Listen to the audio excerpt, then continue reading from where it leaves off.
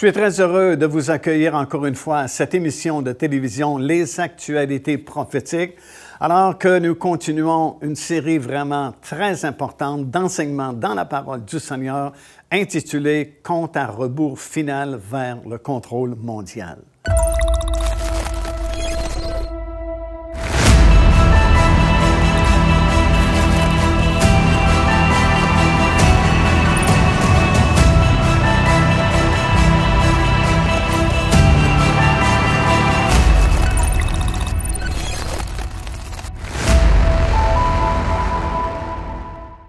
Déjà, nous avons appris beaucoup de choses concernant les prophéties des derniers jours et nous avons parlé de la formation de ces 10 nations de la fin et nous avons mentionné qu'un événement majeur, un bouleversement majeur, malheureusement, doit encore se produire sur cette terre et ce bouleversement provoquera la nécessité de cette coalition de 10 nations, 5 à l'ouest de la mer Méditerranée et 5 à l'est de la mer Méditerranée. Et lorsque cette coalition sera formée, bien, l'Antéchrist pourra paraître et signer la fameuse alliance pour une durée de 7 ans de paix et de sécurité. Et nous sommes en train de parler de ce bouleversement qui doit se produire. On a mentionné plusieurs possibilités. Guerre avec l'Iran, entre Israël et l'Iran. Peut-être le psaume 83, ce n'est pas certain que le psalmiste décrit une guerre ou si simplement il fait une prière pour le salut d'Israël.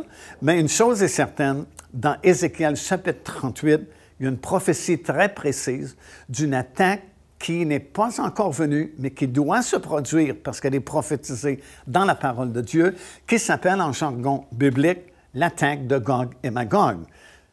Dans ce 38e chapitre, on nous explique qu'il y a une grande puissance à l'extrémité nord d'Israël. Et ce qui se trouve présentement à l'extrémité nord d'Israël, c'est bien sûr la Russie, qui fera une alliance avec l'Iran et la Turquie, et avec eux, une multitude de nations qui feront une attaque surprise sur les montagnes d'Israël. Mais Dieu dit dans ce 38e chapitre du livre du prophète Ézéchiel que c'est lui-même en personne qui interviendra lors de cette attaque pour donner une grande victoire à Israël et en même temps provoquer le dernier grand réveil mondial, puisque Dieu ajoute ceci, lorsqu'il interviendra, il sera glorifié parmi toutes les nations du monde et les gens de la planète au complet sauront à ce moment-là qu'il y a un Dieu vraiment qui existe là-haut dans le ciel. Alors, c'est le grand dernier réveil des derniers jours qui se produira à ce moment-là. Et nous savons que cette attaque doit se faire avant la signature de cette alliance qui marquera le début des 7 années de tribulation. Effectivement, cette attaque de Gog et Magog ne peut pas se produire après les 7 années de tribulation, puisque le prophète Ésaïe, dans le chapitre 2 et au verset 4, affirme que tout au long du règne de 1000 ans, il n'y aura plus d'armes ni de guerre sur cette planète. Alors l'attaque de Gog et Magog, avec plusieurs armes qui sont décrites dans le livre du prophète Ézéchiel, ne peut pas se produire à ce moment-là. Il n'y aura plus d'armes sur la planète. La bataille ne peut pas se produire pendant les 7 années de tribulation parce que ces années sont décrites dans le livre de l'Apocalypse et les événements qui vont se produire durant ces 7 années sont bien mentionnés, mais il n'y a aucune mention de l'attaque de Gog et Magog durant les 7 années de tribulation. Alors, la seule possibilité qui reste, c'est que cette attaque se fera avant la signature de cette alliance qui marquera le début des 7 années de tribulation. Et à la lumière des signes que nous voyons et des alliances qui se font présentement justement parmi les principaux participants de cette attaque, nous savons que ça peut se produire maintenant incessamment. Ça peut se produire à n'importe quel moment. Donc, c'est le bouleversement dont il est question, dont nous sommes certains, du moins, qui doit se produire et qui provoquera la coalition de ces 10 nations. Parce que comprenez, si vous lisez attentivement la description de cette attaque et le résultat de l'intervention de Dieu, ben le monde sera vraiment bouleversé. Et il y aura des conséquences partout sur cette planète parce que le monde est rendu qu'un petit village vraiment et ce qui se passe sur un continent affecte immédiatement les autres continents. Alors il va falloir que ces nations-là se forment en coalition comme pour dire « assez, c'est assez ». Nous ne voulons plus avoir de catastrophes semblables sur la planète et on veut qu'il y ait de la paix et qu'il y ait de la sécurité pour tout le monde sur cette planète. Et c'est à ce moment-là que la formation des 10 orteils de la statue se fera ou la formation des 10 cornes sur le 4e animal qui représentait l'Empire romain se fera aussi, c'est la même chose. Et lorsque ces 10 nations se seront formées en coalition, c'est à ce moment-là, comme nous avons étudié précédemment, que cette fameuse petite corne fera émergence. Elle sortira du milieu de ces 10 nations qui se seront formées en coalition. Et cet homme, ce sera l'Antéchrist qui, lui, confirmera justement cette alliance pour une durée de 7 ans. Et voici comment on pourra le reconnaître. D'abord, le bouleversement mondial, comme je viens de mentionner. Deuxièmement, la coalition de 10 nations, 5 qui viendront de l'Europe, 5 qui viendront de l'Est de la Méditerranée, parce que l'ancien Empire romain contrôlait cette région-là du monde aussi. Ce sera l'émergence d'un homme que la Bible va appeler l'Antéchrist, et lui confirmera cette alliance. Et il y aura une déclaration officielle qui sera faite à ce moment-là, qu'enfin, le monde a trouvé la solution pour avoir la paix et la sécurité sur cette planète.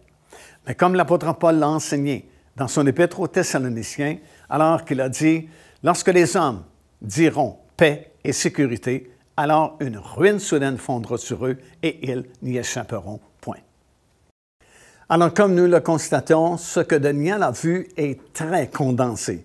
Il a vu énormément de choses et nous verrons certains détails dans la suite de cette série d'enseignements qu'on appelle « Compte à rebours final vers le contrôle mondial ». Et c'est vraiment très, très condensé. C'est comme si Daniel a vu les grandes lignes de ce qui doit se produire dans la suite des temps, surtout la période des derniers jours, là où nous sommes. Il a vu, par exemple, le retour du Seigneur Jésus-Christ. Il a vu l'issue de la bataille d'Armageddon, parce qu'après les 7 années de tribulation, lorsque le Seigneur Jésus-Christ va revenir, monter lui aussi sur un cheval blanc, comme on a vu au début du livre de l'Apocalypse, dans le 6e chapitre, il y avait un cavalier monté sur un cheval blanc, mais celui-ci était l'Antéchrist qui partait à la conquête du monde afin de devenir le gouvernement mondial. Mais plus loin, dans le 19e chapitre du livre de l'Apocalypse, voici un autre cavalier, monté lui aussi sur un cheval blanc, mais ce cavalier, c'est le Seigneur Jésus-Christ qui revient à la toute fin des 7 années de tribulation, alors que l'Antéchrist a rassemblé la plupart des nations du monde dans la vallée de Megiddo afin d'attaquer une dernière fois et de détruire non seulement la ville de Jérusalem, mais la race juive. C'est à ce moment-là que le Seigneur Jésus-Christ revient, mettra un terme à la bataille d'Armageddon, et ce sera la fin, bien sûr, et le début de son règne qui sera établi de façon éternelle sur cette planète. Daniel a assisté en vision au couronnement, plutôt, du Seigneur Jésus-Christ. Il a eu la vision de cette cérémonie grandiose qui aura lieu après le conflit d'Armageddon, qui est le dernier conflit mondial, et qui aura lieu sur le sommet de la nouvelle montagne de Sion. Et ce sera une cérémonie vraiment extraordinaire où Dieu le Père lui-même couronnera le Seigneur Jésus-Christ et lui remettra la domination éternelle et la gloire de tous les royaumes qui ont existé sur cette planète. Troisièmement ou quatrièmement, ce sera le jugement sur la petite corne, l'Antéchrist lui-même et le faux prophète qui fera son apparition lui aussi au milieu des 7 années de tribulation. Alors lui aussi sera jugé en même temps que l'Antéchrist et les deux seront jetés dans les temps ardents de feu pour toujours, éternellement aussi. Et bien sûr, plus tard, c'est ce que Daniel a vu en résumé, si vous voulez, ou à vol d'oiseau. Et nous allons parler plus en détail, bien sûr, un peu plus tard de ces choses qu'il a vues. Et nous verrons aussi en détail d'autres révélations qu'il a reçues. Mais en attendant, voici la chronologie des événements prophétiques qui restent encore à venir avant que la trompette ne sonne et que ceux qui se seront préparés, les croyants de l'Église du Seigneur Jésus-Christ, soient changés et transformés dans un instant et pouvoir monter dans les airs à sa rencontre. Premièrement, comme on vient de mentionner, il doit y avoir cette attaque de Gog et Magog, un bouleversement à l'échelle mondiale qui provoquera la nécessité pour 10 nations de se former en coalition afin que des événements semblables ne se produisent plus sur cette planète, mais qu'on puisse atteindre une ère de paix et de sécurité pour tous les habitants de la planète. Ce sera aussi suivi à ce moment-là, heureusement, d'un dernier grand réveil mondial qui va sans doute permettre à des millions et des millions de personnes d'accepter le Seigneur Jésus-Christ juste avant que cette trompette ne sonne et que l'Église soit retirée de cette terre. Et ça, nous avons une confirmation très claire qui nous est donnée dans le prophète Ézéchiel, dans le 38e chapitre, alors que Dieu affirme, à la suite de son intervention, lors de cette attaque surprise, de cette coalition sur les montagnes d'Israël, il affirme que les nations du monde, toutes les nations, il mentionne toutes les nations de la terre, sauront, dit-il, que j'existe premièrement, et deuxièmement, que c'est moi qui est intervenu afin de donner une grande victoire à Israël. Ça veut donc dire qu'il y aura soudainement une prise de conscience mondiale, internationale, de l'existence de Dieu.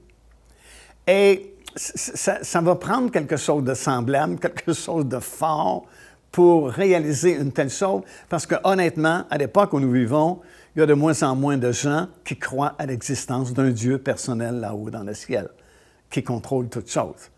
Il y a beaucoup d'apostasie dans même nos églises, nos assemblées. Alors, à plus forte raison, dans le monde, à l'extérieur de l'Église du Seigneur Jésus-Christ, c'est comme passer date de croire dans un Dieu personnel. Mais ici, il y a quelque chose de fort, de très puissant qui va se produire, tellement fort, tellement puissant, que Dieu lui-même affirme que toutes les nations du monde sauront à ce moment-là que Dieu existe et que c'est lui qui est intervenu en faveur d'Israël. Alors, ça veut donc dire, comme je mentionné, que soudainement, instantanément, il y aura une prise de conscience mondiale de l'existence de Dieu et nécessairement, ça va conduire à la conversion de millions et de millions de personnes. Et c'est le dernier réveil avant l'enlèvement du Seigneur Jésus, de l'enlèvement plutôt de l'Église par le Seigneur Jésus-Christ. Ce sera suivi de la confirmation de cette alliance de Daniel 9, 27, comme on a mentionné, et le début des 7 années de tribulation. Tu auras l'enlèvement de l'Église du Seigneur Jésus-Christ qui se produira peu de temps après la confirmation de cette alliance d'une durée de 7 ans, qui sera suivi après du retour du Seigneur Jésus-Christ sur la terre, mais cette fois-là avec tous ses rachetés. Dernier conflit mondial, la guerre de Armageddon, l'ouverture du millénium et nouveaux cieux, nouvelle terre et le règne éternel du Seigneur Jésus-Christ. Alors, avant de conclure cette session que nous étudions présentement, que nous avons intitulée « Le mystère de la petite corne », réalisons l'importance de cette révélation-là qui commence à être donnée à Daniel, tel qu'il va nous décrire dans ce 7e chapitre de son livre. Alors qu'il est vraiment impressionné par l'émergence de cette petite corne que nous identifions avec l'émergence de l'Antéchrist et la formation du dernier gouvernement humain, celui de l'Antéchrist, qui ne régnera que 3 ans et demi, comme nous avons expliqué, les dernières 3 années et demie avant le retour du Seigneur Jésus-Christ et l'établissement de son royaume sur cette terre. Alors, Daniel est impressionné, premièrement, par l'apparition de cette petite corne, parce qu'il pensait bien que la prophétie se terminait selon la révélation qu'il avait reçue lors de l'interprétation du songe de Nabuchodonosor par les 10 nations de la fin. Mais comme on a expliqué précédemment, il y a une autre petite corne qui émerge de ces 10 cornes-là, qui émergera, comme nous avons vu et confirmé par les Écritures, après la formation de ces 10 nations de la fin. Et il y a 4 caractéristiques principales qui nous sont mentionnées dans le livre de Daniel au sujet de cette petite corne. Premièrement, Daniel a dit que la petite corne avait des yeux comme des yeux d'un homme. Ça, c'est dans Daniel chapitre 7 et au verset 8. Et le fait qu'il mentionne ses yeux, ben, ça parle de son intelligence et son pouvoir de contrôler le monde pendant la durée de son règne. Et c'est intéressant aussi parce qu'il y a un verset très spécial dans le livre de Daniel, c'est dans le 8e chapitre et au verset 23, qui parle au sujet de certaines caractéristiques de l'Antéchrist, où il est en train d'établir un peu son profil. Et dans notre version en français, la plupart des Bibles en français traduisent ce texte par un roi artificieux qui fera son apparition à la fin des temps.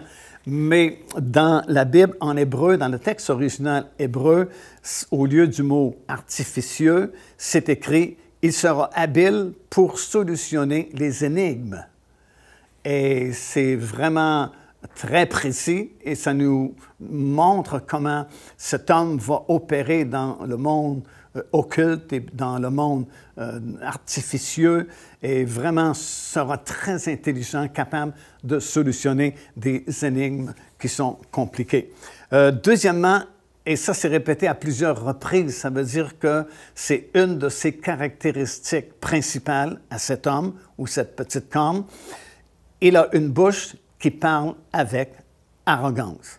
C'est mentionné aussi au 11e verset, alors que Daniel dit « Je regardais alors à cause des paroles arrogantes que prononçait la petite corne. » C'est répété également au verset 20 « Sur cette corne qui avait des yeux et une bouche parlant avec arrogance. » Et croyez-le ou non, c'est répété encore une fois dans Daniel chapitre 11 et le verset 36. Il dira des choses incroyables contre le Dieu des dieux. Alors cette petite corne aura des paroles vraiment arrogantes contre Dieu qui sortiront de sa bouche. Troisième caractéristique principale de cette petite corne, ça dit qu'elle avait une plus grande apparence que les autres. Ça, c'est dans Daniel chapitre 7 et au verset 20. Les autres, ben, on parle des 10 cornes qui seront formées, comme on a expliqué à la fin des temps. Et cette petite corne qui va émerger de ces 10 cornes, elle va avoir une plus grande apparence que ces 10 cornes qui existaient avant son émergence. Et quatrièmement, et ça c'est un peu surprenant et on a besoin de vraiment comprendre ce que Daniel veut nous dire, elle fera la guerre aux saints et l'emportera sur eux. Ça, c'est dans Daniel chapitre 7 et au verset 21. Cette information est également répétée. Et encore une fois, lorsqu'un verset est répété plus qu'une fois, c'est déjà très important. Si c'est répété 2, 3, 4 fois, c'est que c'est très important. Alors, c'est répété dans Daniel 7, 25, répété dans Daniel 8, 24, et aussi dans Apocalypse chapitre 13 et le verset 7. Et ces versets que je viens de mentionner sont quand même surprenants parce qu'on affirme que la petite corne fera la guerre aux saints et les vaincra. Il opprimera les saints, Daniel 7, 25. Il détruira le peuple des saints, Daniel 8, 24. Et dans Apocalypse, le 13e chapitre, et au verset 7, ça dit « Il fera la guerre aux saints et il les vaincra. » Alors, avouez avec moi que ces versets sont quand même étonnants, puisque par plusieurs versets, plusieurs tournures de phrases, la parole de Dieu nous révèle que cet homme, l'Antéchrist, dernier gouvernement humain sur cette terre avant le retour du Seigneur Jésus-Christ, aura tellement de pouvoir qu'il fera la guerre aux saints et pourra détruire même le peuple des saints. Et la question qu'on se pose, qui sont ces saints? Il est vraiment important de savoir de qui on parle ici. Qui sont ces saints qui seront vaincus par l'Antéchrist alors qu'il sera à la tête des nations, qui sera le gouvernement mondial de la fin? Certains disent que voilà une preuve que l'Église va traverser les 7 années de tribulation, puisqu'il est bien écrit que l'Antéchrist fera la guerre aux saints et pourra même les vaincre. Alors, c'est important de savoir qui sont ces saints, parce que c'est clair, selon la parole de Dieu, que l'Antéchrist va vaincre ces personnes-là et qu'il pourra les opprimer et leur faire la guerre. Alors, premièrement, nous devons savoir que ces saints-là ne sont pas l'épouse du Seigneur Jésus-Christ, parce que l'épouse du Seigneur Jésus-Christ aura été déjà enlevée. Et ça, nous le savons de façon certaine par la parole du Seigneur, parce que, bien sûr, je n'ai pas le temps aujourd'hui de sortir tous les versets qui prouvent que l'enlèvement de l'Église du Seigneur Jésus-Christ se fera au début des 7 années de tribulation, mais c'est clair dans la parole de Dieu. Il y a des versets, par exemple, comme dans l'Épître de Paul aux Thessaloniciens, qui affirment que l'Église n'est pas destinée à la colère de Dieu, mais à l'acquisition du salut par le Seigneur Jésus-Christ. Or, dès les premiers sauts, les premiers jugements des 7 années de tribulation, déjà, les gens du monde admettent que la colère de Dieu est venue. Ça, c'est écrit noir sur blanc dans Apocalypse chapitre 6 et le verset 17. Alors, si la colère de Dieu déjà est mentionnée comme étant arrivée au début des 7 années de tribulation, et que l'apôtre Paul, de son côté, affirme que nous ne sommes pas destinés à la colère de Dieu, bien, l'Église, ou du moins ceux qui étaient prêts, ne peuvent être ici. De plus, il y a le fameux principe des prémices que nous avons expliqué à maintes reprises au cours des productions que nous avons faites ici dans ce studio. L'épouse de Christ est composée des prémices des 3 grandes moissons, la moisson des saints de l'Ancien Testament, la moisson des saints de la Nouvelle Alliance, le Nouveau Testament, et de la dernière génération en Israël. Ce principe est établi depuis la sortie d'Israël d'Égypte. Lévitique chapitre 23 et le verset 10, qu'avant de moissonner le reste d'un champ, il faut prélever les prémices et les présenter à l'Éternel.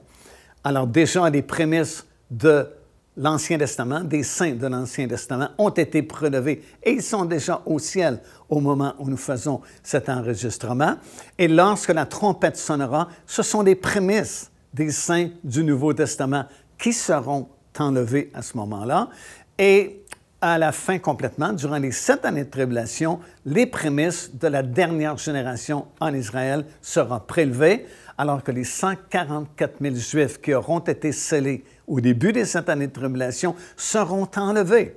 C'est le mot juste qui est utilisé dans Apocalypse chapitre 12 et le verset 5, ça dit « Ils seront enlevés » parce qu'ils représentent les prémices. Comme nous le voyons un peu plus loin dans le chapitre 14, vous retrouvez ces 144 000 qui auront été enlevés. Ils sont sur la montagne de Sion, là-haut dans le ciel, et on dit carrément dans le 14e chapitre qu'ils représentent les prémices d'Israël. Alors, les prémices auront déjà été enlevées, comme nous le savons. Donc, les saints dont il est question ici ne représentent pas l'épouse du Seigneur Jésus-Christ qui aura été enlevée. Alors, qui sont-ils? Bien, ils représentent 3 groupes de personnes, vraiment. Premier groupe, ils représentent ceux qui auront manqué l'enlèvement. Parce que pas tous ceux qui font partie de l'Église présentement qui seront enlevés, seulement ceux qui se seront préparés. Alors les autres qui sont connus sous le nom des vierges insensées ou des vierges folles devront traverser une partie des 7 années de tribulation et seront vaincus par l'Antéchrist. Deuxièmement, ces saints représentent ceux qui accepteront le Seigneur durant les 7 années de tribulation. Parce que oui, beaucoup de personnes accepteront le Seigneur Jésus-Christ durant cette période de tribulation et plusieurs devront donner leur vie en martyr à cause de leur foi. Et troisièmement, bien sûr, il y a le peuple juif qui n'avait pas, tous ceux qui n'avaient pas accepté le Seigneur Jésus-Christ, parce que ceux qui, parmi les Juifs, auraient accepté le Seigneur Jésus-Christ, ils auraient été enlevés au moment de l'enlèvement. Parce que le peuple juif est considéré comme un peuple saint, peu importe ce qu'on pense, c'est à cause de leurs ancêtres, leurs fondateurs, leurs pères, Abraham, Isaac, Jacob, qu'ils sont considérés ainsi. Et vous avez plusieurs versets qui le prouvent. Lévitique, chapitre 11, verset 45, verset 2 du 19e chapitre, chapitre 20, Deutéronome, chapitre 7, chapitre 21, chapitre 1, ainsi de suite. Ésaïe, chapitre 62, chapitre 63, mentionne Israël comme étant le peuple de Dieu. Alors, la conclusion, c'est dans Daniel chapitre 7, verset 26, « Jugement de Dieu sera prononcé sur cette petite corne, il perdra sa domination, sera détruite et anéantie pour toujours. » Et de l'autre côté, chapitre 7 de Daniel, versets 27 et 28, dit « Le règne, la domination, la grandeur de tous ces royaumes qui sont sous les cieux seront donnés au peuple des saints du Dieu très haut. » Joignez-vous à nous afin de célébrer le Seigneur et entendre le message de la parole de Dieu par l'évangéliste Mario Massicotte. Venez recevoir ce que Dieu a préparé pour vous. Visitez notre site web www.paindevie.org afin de connaître notre itinéraire.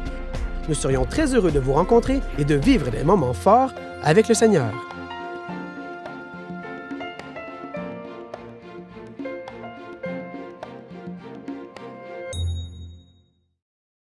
Ici l'évangéliste Mario Massicotte qui vous invite à vous inscrire à notre lettre de nouvelles électronique.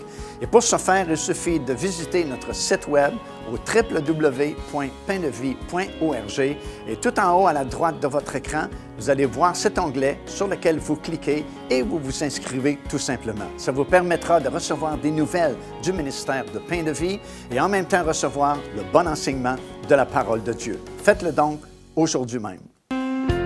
Car Dieu a tant aimé le monde qu'il a donné son Fils unique, afin que quiconque croit en lui ne périsse point, mais qu'il ait la vie éternelle. Téléchargez gratuitement l'enseignement « Le salut, c'est quoi ?» en visitant notre site web www.paindevie.org et recevez la grâce merveilleuse que Dieu vous offre.